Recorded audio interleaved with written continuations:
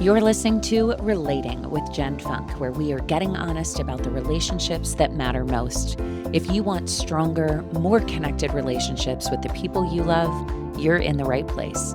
Let's get started. Hello, and welcome back to another episode of Relating with Jen Funk. I am Jen, relationship coach and your host, and I'm so glad you are joining me today on the 1st of January, 2026. Happy New Year, everyone.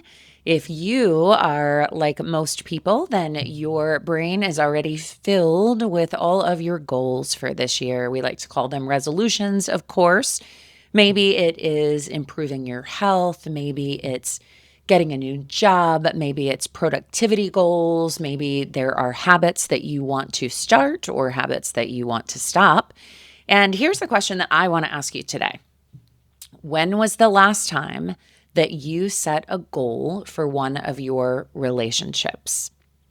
Not a vague hope like, I want things to feel better in my relationship, but an actual intention for how you want your relationship to feel or grow this year.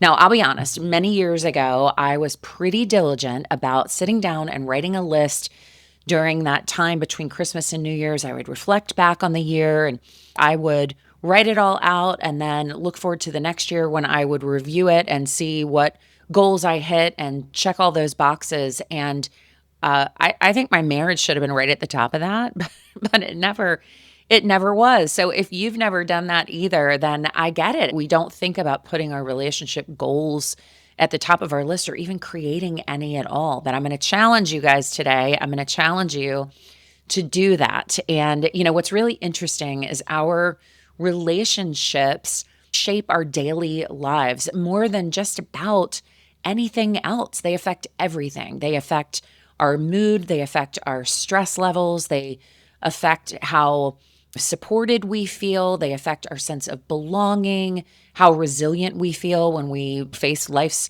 inevitable challenges. And yet our relationships often get whatever energy we have left over after everything else that we deem important in our lives. And when our relationships feel off, we usually tell ourselves, oh, things are fine. We're just busy. It's just a season. And sometimes that is true, right? Sometimes that can be true, but other times what's really happening is that we are letting our relationships run on autopilot. We're coasting along like cruise control for our relationships, but autopilot does not usually lead to any type of deeper connections. It usually leads to drifting apart because no one is really fully paying attention to it. And why do we do this? Well, life, of course, right? It gets busy and we tend to take our relationships for granted. And we think, oh, we love each other. And so that love will always be there and we'll be just fine. Most of us were never taught that relationships require ongoing work and attention. And if they aren't tended to, then they may fall away. It's like a plant. If we don't water our plants and feed our plants, then that's it. They die. And we were never taught that relationships take work. We just thought, well, if you love each other, it should work out. And that is just not true. So I do really want to emphasize something today, and that is that setting relationship goals is not just for couples that are in crisis or are really struggling or they're about to pull the plug. Setting goals is not a sign that something is wrong with your relationship. In fact, it's just the opposite. Setting goals is a sign that something is very right in your relationship, because every relationship, even the good ones, the best ones, have moments of misunderstanding and periods of disconnection. So setting relationship goals are about being intentional and creating the relationship that you want for yourself. They're the difference between hoping that things will feel better one day and choosing to take some action and create something better. Now, here's what we typically do in a relationship. We typically notice that something is wrong. Something doesn't feel right, but we don't do anything about it. I work with several couples who the physical intimacy has basically gone out the window. Now, you can't miss it if you're not having sex, assuming that at some point in your relationship you had a healthy sex life. And if that starts going away, there is a reason for it. Now, there could be lots of reasons for it, by the way. It could be physical, emotional, it could be a lot of things, but we ignore it. We don't talk about it. And then days turn into months, turn into years.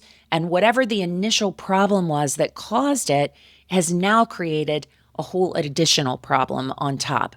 Now, the next thing we often do is just assume that our partner should know. Now, I hear this a lot when one partner says, oh, he knows, he just won't do it. And then, the other person might say, oh, she knows it's a problem, but she just doesn't care. Now, that may or may not be true. They may or may not have discussed something once, but sometimes we need multiple conversations about the same thing to understand each other. At least in my marriage, we do. Casey and I sometimes really have to have the same conversation several times to feel really understood and heard so the other one can adapt and make changes that are necessary. So getting frustrated while making assumptions is pretty self-defeating. Another thing that we do is say, oh, well, this is just how we are. We just aren't affectionate. And so that's just not how we do things.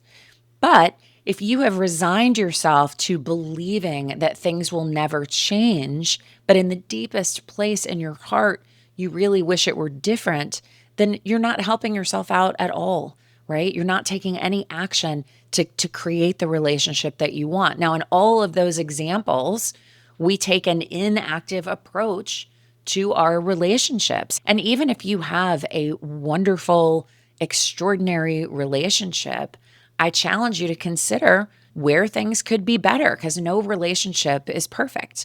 And I want to challenge you to take action to create those changes for yourself and your partner. So I want to give you a simple and realistic way to think about having relationship goals this year. So I don't want them to be overwhelming. I don't want them to be based on everybody having to be perfect, but it is important that they're really intentional and really specific. So you're going to start by choosing one relationship to focus on, not all of the relationships, just one. Now that might be your partner. It could be one of your kids. It could be a friendship. It could even be just the relationship with yourself. And once you have decided what relationship you're going to focus on, then I want you to ask yourself this question. What would I love to feel more of in this relationship this year? That's the question. What do you want to feel more of in that relationship this year? Now, most people think that relationship goals start with fixing something. Oh, better communication, or we want to fight less, or we want more time together. But I actually think that the most powerful place to start is to think about a feeling that you want. So for instance, I hear this a lot. Someone comes to me and says, we really need to work on our communication. So then I will ask, okay, well, when your communication is better, how will you know? How will that feel? What will feel different? And then they'll think about it. And then the answer will usually be something like, well, I think I'd feel less defensive. I think I wouldn't feel like I'm walking around on eggshells all the time, or I think I'd feel more understood. So that's really the goal. It's not that I want better communication. It's I want to feel more ease. I want to feel more safety. I want to feel understood by my partner or whoever you're in the relationship with. So again, that's what you're asking yourself. What do you want to feel more of in the relationship? Is it more connection, more ease, more closeness, more fun, more understanding? It could be anything. Now, notice this isn't about what the other person needs to change. It isn't about what the other person should do so you feel better. It is just about what you want to personally experience and feel in the relationship. Now, another example might be with a parent and a child. So I had a parent once tell me that they wanted to spend more time with their teenager this year.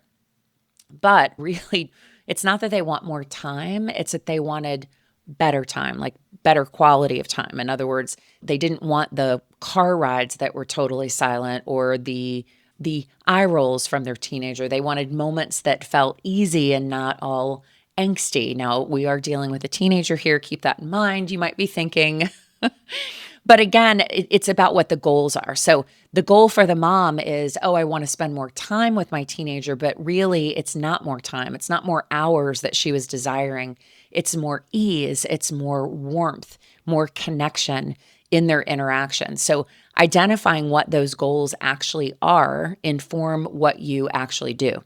So that leads us to step number 2, which is to identify just one small thing, one small action that you can be consistent with. Now, here's where most goals fall apart because we tend to go big, right? But the big resolutions, the big goals usually fall off where the small habits are the ones that kind of stick around, that go longer. Like if you ever started the new year saying, oh, I'm going to go, this is me, this is my example.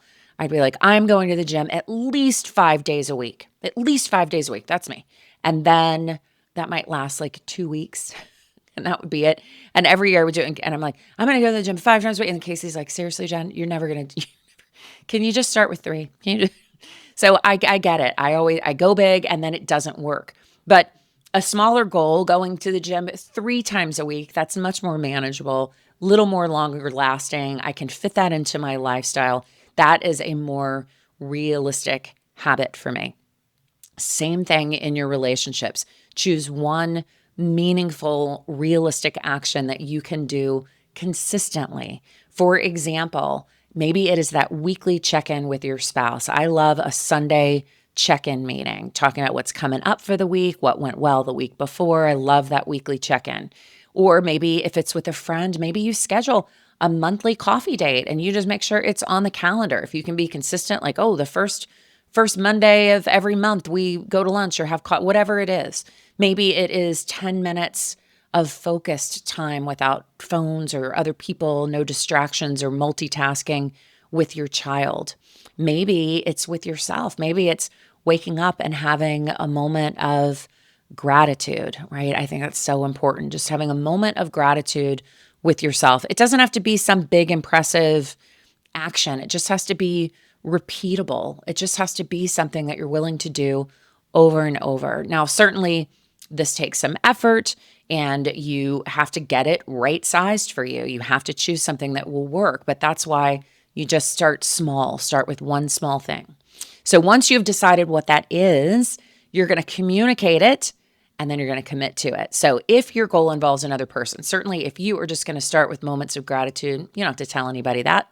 You're going to commit that to yourself. But if your goal involves another person, don't keep that in your head. You want to share that intention with the other person. So something as simple as, with your partner, I would really love for us to be more connected this year. Would you be open to trying a weekly date night together? Or would you be open to trying a weekly Sunday reset? Or would you be open to us cooking dinner together one night per week? Whatever it is, the point is you are sharing with them what the intention is, which is, hey, I really want to feel more connected to you. Would you be open in doing this? The important part of this is that first part, the why. You started the conversation with, I really want us to be more connected. That is the why. That's why you're doing it. And when both people understand what that why is, then that becomes the motivation. You both know why you're doing it. It also helps with accountability. So you're both on board, you both understand, and you both want that why. You both want to be more connected. So you keep each other accountable for that action. Now, I do want to address a few thoughts that might be coming up because you might be thinking that, hey, I'd like to say that, but that seems pretty awkward and it might be super vulnerable because what if my partner isn't on board? What if my partner says no? Now, clearly, that's a very valid concern. We cannot control other people. We can't control our partners. And sometimes that does stop people from ever asking for what they want or need. But first, let's talk about what it looks like to be on board. Being on board doesn't necessarily mean that your partner is all excited and, oh, let's read some books and set some goals. It doesn't have to mean that. Sometimes it can simply mean that they are not actively resistant. They're not actively shutting it down. Sometimes even getting to that point takes some time. I think one of the biggest mistakes that I see is the intention is all good, certainly, but when we turn it into pressure on our partner. So, like if I say, hey, Casey, I want to feel more connected. So now I need you to blah, blah, blah, right? I'm making him responsible. That almost always backfires. It's really hard to feel connected to someone when we feel like we are being judged or evaluated for what we are or aren't doing, if that makes sense. And I think instead of asking for a long-term commitment right away, then you may want to position it like, hey, join me in this small experiment. So maybe that would sound like, I've been feeling a little disconnected from you lately, and I'd really love to just try something small this month. Would you be open to doing a date night together? And then if it goes well, we can talk about it after, just see how it feels. So notice the difference there. You're not saying, I want to feel this way, so I need you to do blank. You are not putting any pressure on them. You are just extending the invitation. So you're trying to position it like an experiment that you guys can try together and then just see how it goes.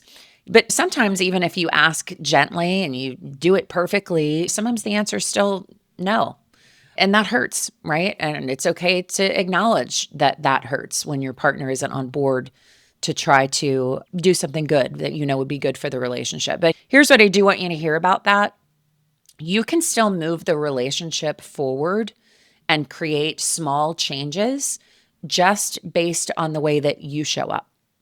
Even if they don't join you in any of it right away, I work with individuals who want to improve their relationships individually, even when their partner isn't involved.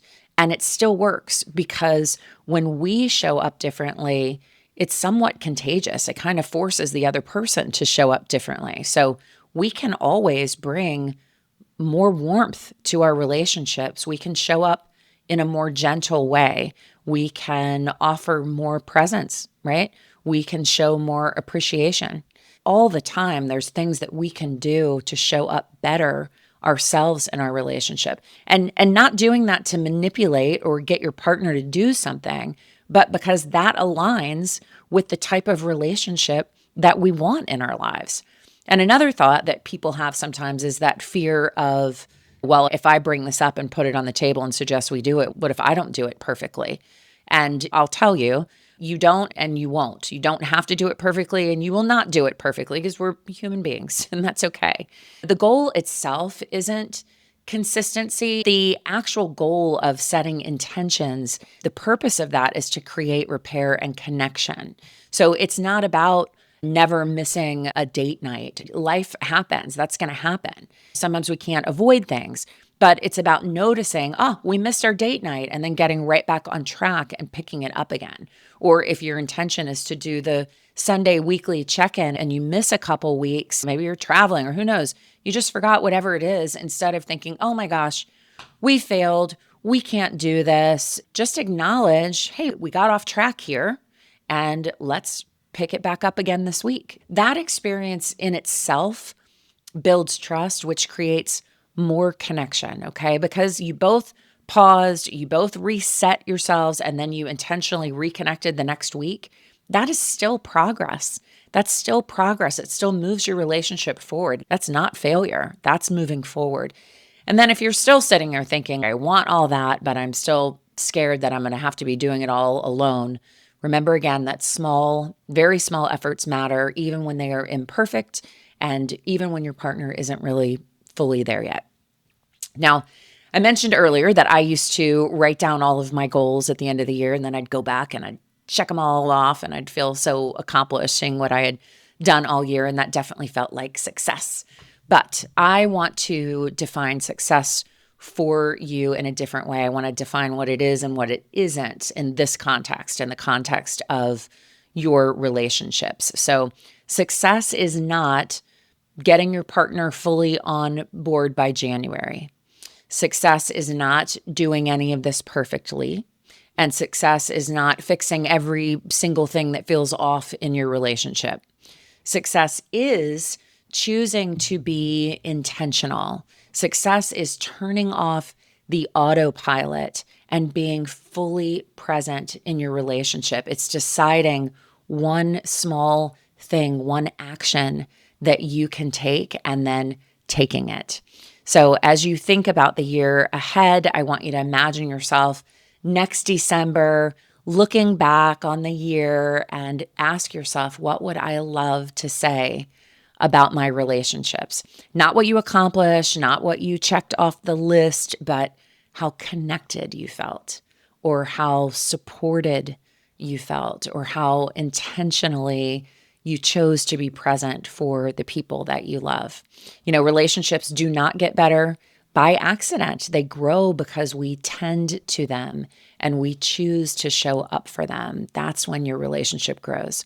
So let this be the year that you stop hoping that things will feel different for you and your relationships. And let this be the year that you start creating the relationships that you want. And if at any point you find yourself wanting support along the way, I am here. You can learn more about working with me at my website at jenfunkcoaching.com. All right. Thanks so much for being here, and I will see you in the next episode. Take care. Thanks for joining me on Relating with Jen Funk. To find out how we can work together and get free resources to strengthen your relationships, head to jenfunkcoaching.com and sign up for my newsletter. Till then, stay connected, stay encouraged, and I'll see you next week.